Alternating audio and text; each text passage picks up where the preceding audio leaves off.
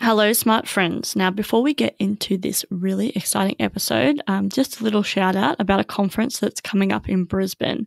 So the Urban Motion Conference is an initiative of the Asia Pacific Construction and Home Expo.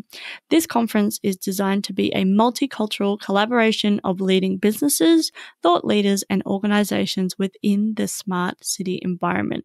Now, this conference is in Brisbane on the 19th and 20th of November 2018. I believe tickets are still available. So if you think that would be of interest to you, you can check out their website. It is apchexpo.com. That's apchexpo.com. Hope to see you there. So let's get into this episode. In this episode of the Smart Community Podcast, I had a really fascinating conversation with Jonathan Reichental, the Chief Information Officer for the city of Palo Alto, California. Jonathan shared a bit about his background in technology and why he loves the way technology can make positive things happen for individuals and the world. He talks about what it's like being, in his words, a bit of a maverick from the private sector, now being a public servant and working for the local government. Jonathan shares how the city of Palo Alto is working on digitization and the high degree of importance they place on collaboration with the community.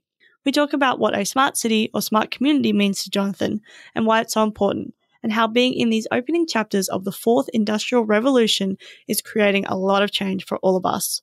We talk about some of the projects that Palo Alto is currently working on and why decision-making and leadership is key to better integration across the different disciplines. We finish off discussing emerging trends, including human trends of the digital divide and human rights, and tech trends such as blockchain, artificial intelligence, and data. As always, I hope you enjoy listening to this episode as much as I enjoyed making it. Welcome to the smart community, smart regions, smart towns, and smart cities. It's where we live, work, and play. With smart communities, the future starts today. Big data, smart mobility, emerging trends galore. The Smart Community Podcast is what you're looking for. Hello, Jonathan. How are you? Doing great. That's good to hear. Let's jump straight in. And can you tell us about your background and what you're passionate about? Yeah, sure. Well, it's wonderful to speak to you from sunny Northern California all the way to Australia. That's really neat. Cool technology here. Yes. So I've been doing tech probably for almost 30 years. And somewhere in there, I also had a little bit of a detour into the music industry, but never lost my love for technology and actually the role of technology in making positive things happen, whether it's in your life outside of work or as a way in which to augment and support work activities. And now more broadly, the way in which technology can help society in very positive ways. I've worked in a few organizations. I worked with my brother for a few years, actually, over in Europe. And then here in the US, I worked for a large public accounting firm, PricewaterhouseCoopers. Spent actually a good deal of time with them and held many different types of roles. You know, when you work for a massive global firm, you can have multiple careers in one business. But I held a lot of tech roles, everything from working in the support organization to running a large software engineering group. And then towards the last few years I was at the firm, I was the head of technology innovation, which was really just a stellar opportunity. Really enjoyed it there. And then I came out to California, came out to Silicon Valley. And, I'm very pleased I did it. And this is, quite a unique place in the world. I formed a tremendous network. I worked with Tim O'Reilly at O'Reilly Media for a little while as his CIO. And then I got a calling, I guess, to work for the city of Palo Alto, birthplace of Silicon Valley. And, Wow. I'd never really considered government as a job before or to work as a technologist within government, but I was intrigued, very intrigued. And it was not a decision I made quickly. I certainly worked with my friends and family members and folks I trust to figure out if it was the right move for me. And, there definitely was a risk, but, looking back now 7 years, although I can't believe it, 7 years at the city. Wow. It's been a pretty incredible ride on so many different levels. the risk paid off, and I've just been so privileged to work with some of the neatest people, and we've tried to push the needle forward a little bit on making our community more smarter and more efficient using technology, and created sort of models for other cities of our size to emulate what we do well, and of course learn from what we don't do so well. So that's the abbreviated version of my career to date. Cool. So what sparked your interest in this smart space? It's funny, when I joined the city of Palo Alto, I was, within a few weeks, I was sitting with the city manager who's my boss, and, he's the equivalent of the chief executive officer for the city. And I said, what do we want to make as our sort of bold vision for technology? Because here we were, he had and continues to have to this day, a very strong disposition towards innovation. And here was me coming in, sort of a bit of a maverick from the private sector on tech usage. And like we had to come up with something interesting. And he said, look, go away, Jonathan, and figure it out. Came back and said, I think we should become one of the leading digital cities in America. I think we should transform the analog ways in which city works, all this paperwork and inefficiency, and push as much as we can capability to smartphones and online, and get rid of all the filing cabinets and the abundance of paperwork we have at City Hall, and make things more efficient, more accurate, lower cost, and just create a better experience. So really our focus was digitization. That really was where we spent the first couple of years focusing, and made some good progress. We went from just having just a small handful of digital services to today we have well over 60 digital services, both online and a whole suite of apps that our community can use. And so this was back in 2012. And, there were lots of different types of activities happening around the whole eGov or Gov 2.0 space. But nothing sort of solid was yet forming in terms of a strong global movement. People were focusing on open government. People were focusing on digitization like us. Of course, IBM and some of the big vendors were pushing this concept of a smart city, really beginning to think about pervasive technology across departments and services. And so, that whole area began to be to elevate in its significance. And we started to recognize, we have so many difficult problems to solve. I mean, they're interesting problems. And we now recognize that technology is going to be the heart of solving those problems. And so now we have a vendor space that's beginning to step up and help solve some of those problems. And, it's like, well, this is the next stage of digitization. This is the broader sort of not only inward facing and outward facing digital services, but the intersection of digitization and hardware, things to instrument the streets and the public arena. And so, watching the innovation closely, whether it was the emergence of IoT, the greater usage of data in running, the city, beginning to really get a sense of, hey, it looks like we're going to autonomous vehicles, and these vehicles have to be connected, and responding to the need for everybody to have fast, ubiquitous access to the internet. It became clear that there was something bigger going on here. And as a technologist, true as I am, I figured that this is we not only need to begin to embrace the broader suite of technology solutions, but we can lead. We can actually create models for others, and we have this unique position of the world here, being in the birthplace and heart of Silicon Valley, to work with the best and help others discover what's possible and not possible, what isn't possible. So that's kind of the different elements of our interest, and why we recognized that clearly there was something bigger going on here, and we could begin to take advantage of it. And even today, as you and I speak, this, if we call it a movement, it's still evolving. It's still not clear where we're headed and who the big players are going to be, and so it's all at play. To me, maybe we'll talk about this later. In case we don't, I just wanted to get this out here, which is, we're in the beginning, the opening chapters of a revolution, a fourth industrial revolution, where, the way in which the world enters this revolution will look completely different on the other side.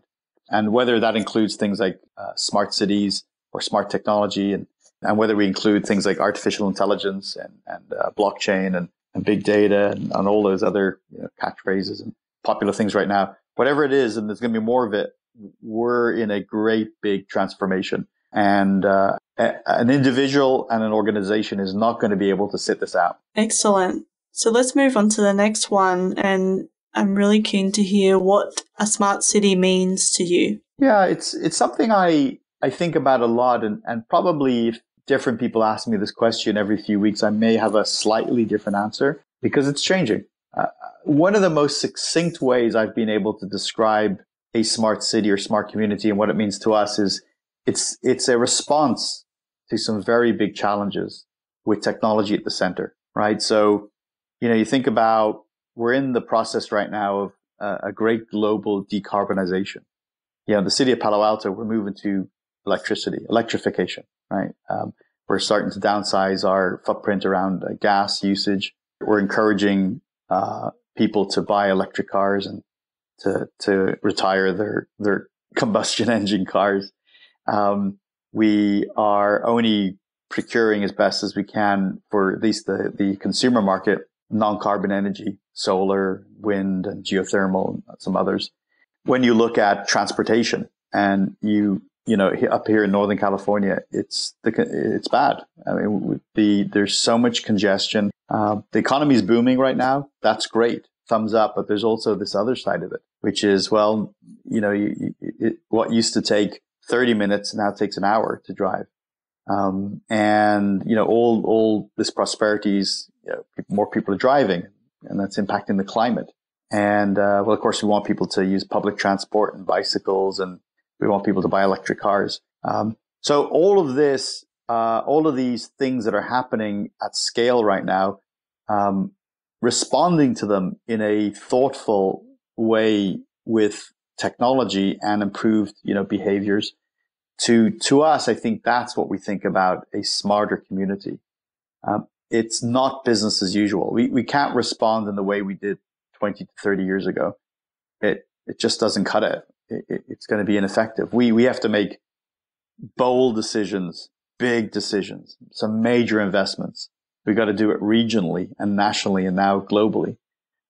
So, the definition that we use more broadly, just to kind of describe what a smart city is it's using technology to improve livability, workability, and sustainability. And we're pretty happy with that. Mm. Why do you think that this concept is so important?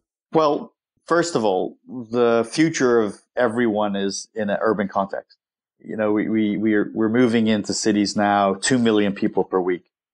By the middle of the 21st century, between 70 and 80% of all humans, of which there'll be about 9 billion of us, will live in a city. So our future belongs to cities. I say this over and over. So I think if we're going to live in cities, which it looks like we are, we're going to want clean air. We have terrible statistics on bad air around the world. The World Health Organization says about 7 million people die from air quality issues every year, right? This is a real issue. We want clean air. We want clean water. We have some really bad examples of what happens when, the water isn't properly managed, both in terms of scarcity, but also in terms of not having access to clean water without chemicals in it that are just bad for human health. And these are just two examples, right? And we got to fix transportation so we have clean, rapid ways of moving around. So there's an urgency. There's a massive urgency. And lastly, and I left it to last because it's the biggest topic of all, is our cities are where the climate has been changed, and cities are where we're going to fix the climate crisis if we have any chance of fixing it. And the sad reality is, if we don't fix the climate crisis by about 2045, we do have to start looking for another planet, right? I'm laughing, but it's sadly very sobering. We have got the planet. If you're to believe the scientific consensus, which many of us do, and I certainly do, we have to manage the degrees to which the average temperature of the Earth is heating. We have to manage that and stop it. Otherwise, the momentum is unstoppable. So we're gonna fix it in cities, and so that's why it's important. This matters to every single one of us. There's nobody on the planet who gets to say this isn't my problem, right? Mm-hmm. How do you think the US is currently embracing this concept? Well, cities are actually stepping up. I feel, I sense in your question, you are commenting perhaps on our national politics right now. They're complicated, and it's an unusual time as the United States. As an extension, the world is also confused by our federal and national politics. But the reality is, and this kind of again magnifies my point previously, it's cities that matter. So it's mayors that are going to be having the biggest impact on the climate crisis, for example, and then clearly the way in which their cities operate. Now we don't live in a vacuum. We have to work with our state colleagues, and we have to work with our federal colleagues, absolutely. But the power to actually influence the future is now fully embedded in cities. That's where GDP is created. That's where the climate crisis will be fixed. That's where we will solve and take care of air quality and water quality and energy. So if I was to go back to your initial question, how is the United States dealing with this? At the city and the mayor level, I think we see some tremendous leadership. Now, America has 90,000 cities and towns. That's 90,000. And so, there's plenty of room for improvement, and there's plenty of room for more, progressive leaders to make the right decisions around the environment and around our key urban issues. But all the trajectory suggests at the city level, we've got some amazing leaders, and we're heading in the right direction. Mm. You've spoken a lot about technology in our cities. I'm interested to hear about because working for the local government, how do the people in your community kind of fit into that smart community space? Well, there's nothing we can do today that isn't benefited from collaboration. And in fact, I wanted to say there's nothing we can do in the absence of collaboration. We're all in this together. And so we succeed here in Palo Alto because we are so well integrated between the public servants like myself and the community members, and also with the private sector and with academia and other NGOs. We all have to work together. And so when it comes to things like, for example, emergency response, we live in a place where an earthquake can happen at any moment, and it can be bad. And so we all have to be playing well together. We have to work with our community, with our regional friends, and with our public safety colleagues, and with the other responders. We got to be practicing, and we got to be all in concert. So there is a significant need for and a high degree of importance placed on collaboration. I don't know if our community members would ever use the terminology smart communities or even smart city. That's less important than what we're doing and how we do it. If we solve a problem in the community, for example, making it easier to find a parking space, or even something much more current, which is the ability to manage energy usage better at the home level, at the house level. Our community is happy. They have a better interface to collect and understand their energy usage.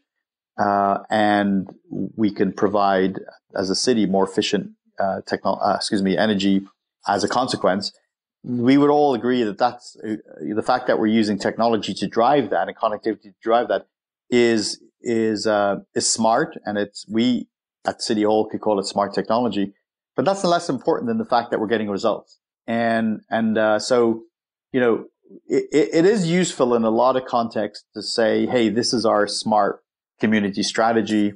Here's what we're doing. Here's how we compare with other communities. It's useful to have names for things and categories for things. I think we have to acknowledge that. But for the everyday community member, that is less important to them. They just want to know that we're using contemporary technology. We're innovative in how we do things. We're managing cost. We're prioritizing effectively. So I think we have been successful because we do integrate and collaborate between many, many different stakeholders quite well. Yeah, excellent. That's awesome to hear. I'm really keen to hear about some of the other projects and things that you're currently working on. Mm-hmm. Yeah, this morning I was meeting with my team to talk about all the IT projects that are in progress, and I was stunned to hear that we've just exceeded 60 in-flight projects, 60 in-flight IT projects. So we probably have the largest portfolio of tech-related initiatives at the city ever in the history of the city. I'm pretty confident about that. So we're doing a lot of stuff. I mean, we got the basics, right? We're looking to move to the next generation of finance and HR systems. We're not immune to that too. Cities have to have good finance systems and good human resources systems. So we're working on that. We're working on some multimedia upgrades for our council chambers, so that the quality that is broadcasted, whether it's over a TV channel or online, is better quality than the older technology we have today. We're building a couple of new fire stations that need all new technology. We are rebuilding what we call the Junior Museum and Zoo in Palo Alto. It's kind of pretty cool for a small community of our size. So then there's the back office stuff. We're migrating a lot of technology to the cloud. We continue to improve our cybersecurity capabilities. We're rolling out some further technology to protect our smartphones and tablets. We're migrating quickly now to Windows 10 finally. We're rolling out new hardware, so all staff are getting new laptops, which are all state-of-the-art touchscreen with the latest version of Microsoft Office. So it's we're firing on all cylinders here, and there's an incredible diversity of both community-facing technology plus technology to run the city itself. We spoke about this a bit already, but how do you think we can better integrate across the different disciplines, government, industries, and I think we should also include community in there as well? Yeah. Well, the first thing, of course, is to make the decision. The leadership of a community has to say, we are going to embrace all voices, and we're going to create channels and opportunities for those voices. So you got to start there. It starts with a philosophical choice. Of course, it's for us that's central to everything we do. But communities have to decide. How are we going to capture diverse opinions, both those who are supportive of innovation and technology use, plus those that would have concerns about different types of technology. They are right to have concerns about privacy. They're right to have concerns about cellular technology and the uncertainty of some of that.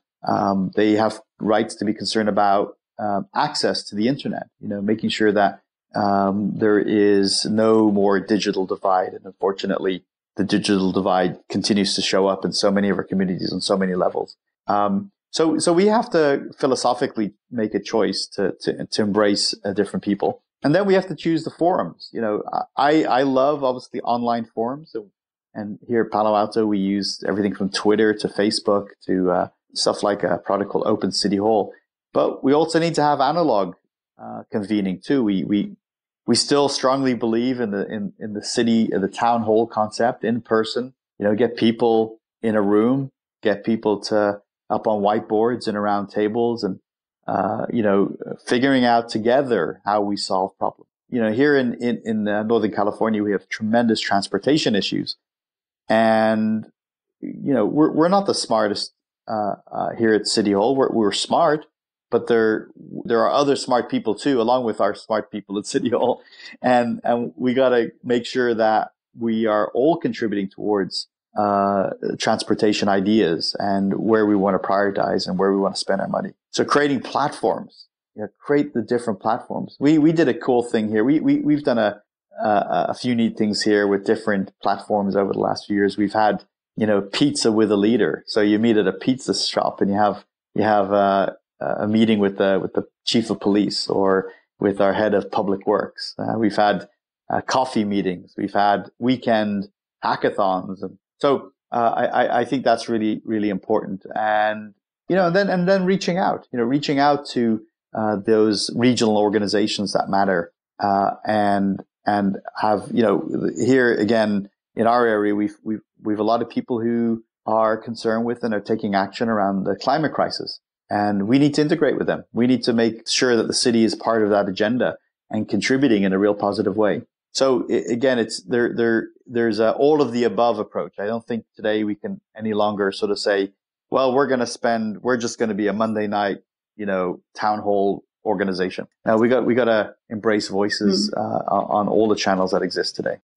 So it's not a kind of one size fits all. And also I really like that you mentioned the region kind of space as well. I'm really keen on the term smart regions, not as the term, but just what that means, that, even though we have a smart city here, it's about bringing in, all the different people that are around that area as well. And on that kind of global, you've got the region, then you've got national, and then you've got that global level as well. And I think you're so right. You've been speaking a lot about a lot of those bigger, issues like climate change and making sure people have access to good, clean air and water and those type of things, which sometimes we forget about the overarching, global need of the world. And we can start that at a local level. So, thanks so much for sharing that.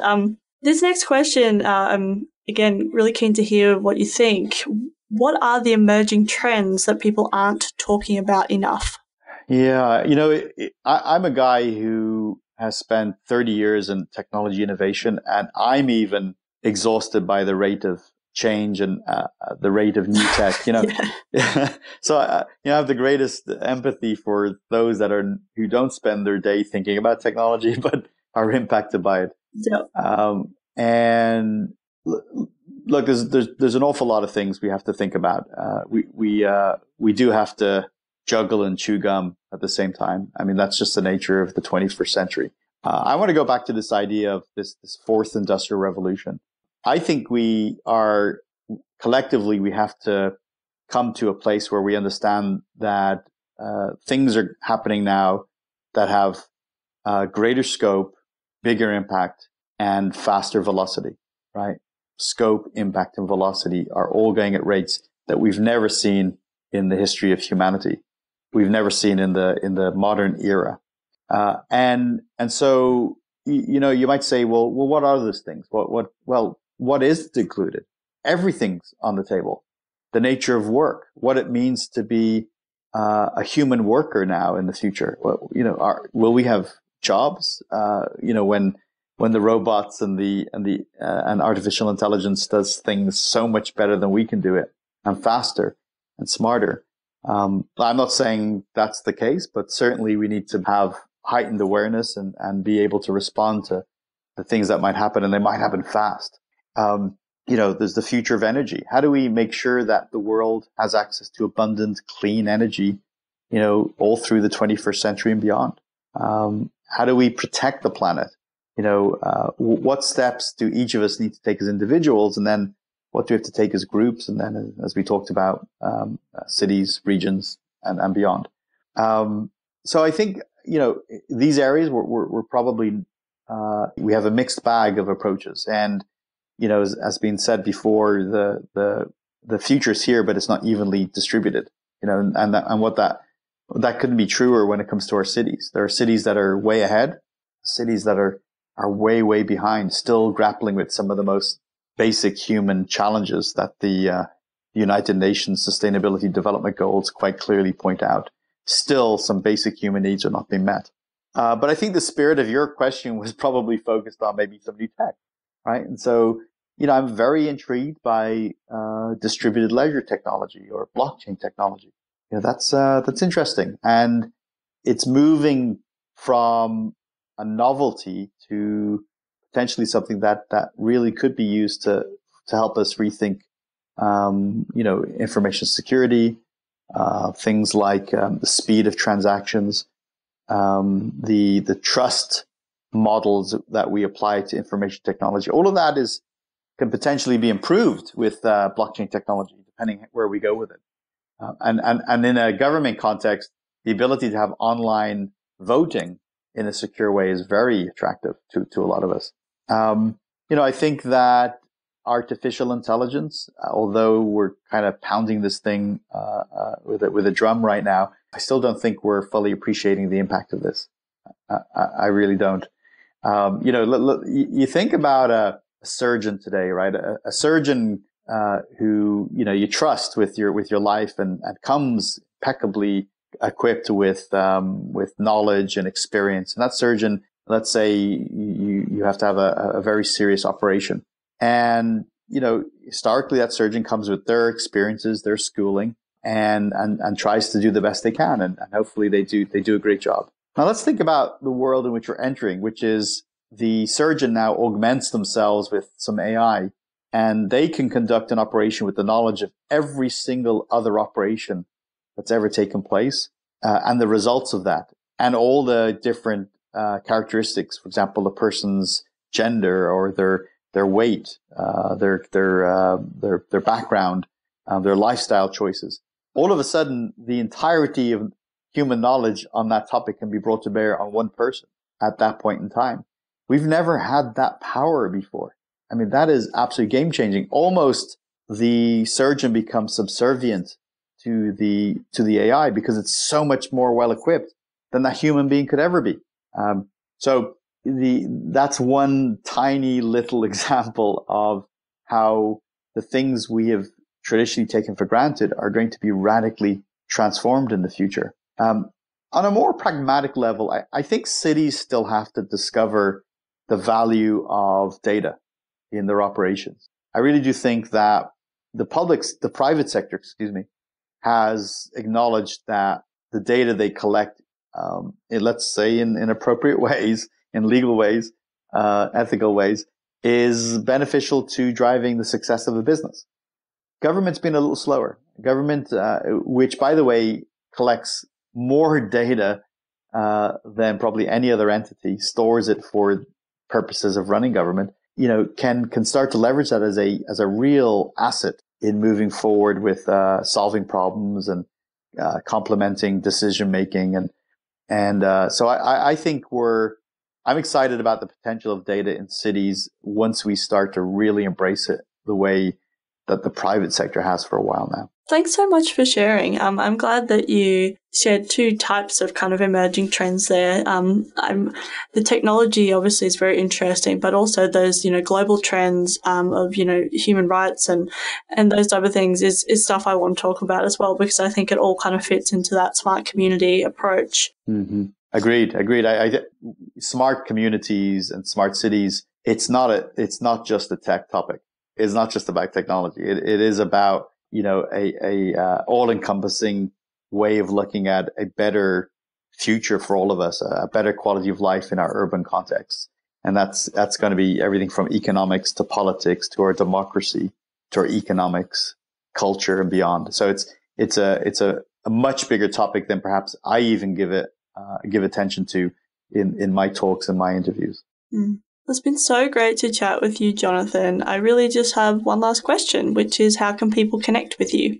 Well, I'm easy to find. I don't know if that's a good thing, but I found you pretty easy. Yeah, in this digital world, here we are. You're there in Queensland, Australia. I'm up here in California, in the United States. We're talking to each other over our smartphones using an app. The world is incredible right now, and we're just getting started. So yeah, you can find me online, of course. I really love Twitter. And it's not everybody's cup of tea, but you can get me on Twitter easily at @Reichental, at REICHENTAL. I think that's probably the best way to learn about what we're working on. I am quite prolific in the extent to which I share the things we're doing, and even funny things that are just interesting to me. And I'd encourage people to follow me on Twitter and reach out to me that way too. Excellent. We'll put the links in the show notes so people can click away and find you. Wonderful. Well, it's been a real delight chatting with you. Hopefully one day we'll meet in the real world. Yeah, thanks so much again, Jonathan. It's been great. And yeah, I'm hoping to, I'm coming over to America next year. Not sure if I'll get over to your part of the world, but I'm sure in the future we can make it happen. Great. Thank you. Talk soon. Bye. Thanks so much for listening to the Smart Community Podcast. Show notes for this episode and all other episodes are available on our website, mysmart.community. If you have any questions for us or any of our guests, you can email hello@mysmart.community or find us on the socials. We are on LinkedIn, Facebook, and Twitter @SmartCommPod. That's Comm with 2 M's. If you are enjoying the podcast, please leave us a rating and review at wherever you listen. This really helps us reach more ears, so thank you in advance. As always, I hope you enjoyed listening to this episode as much as I enjoyed making it.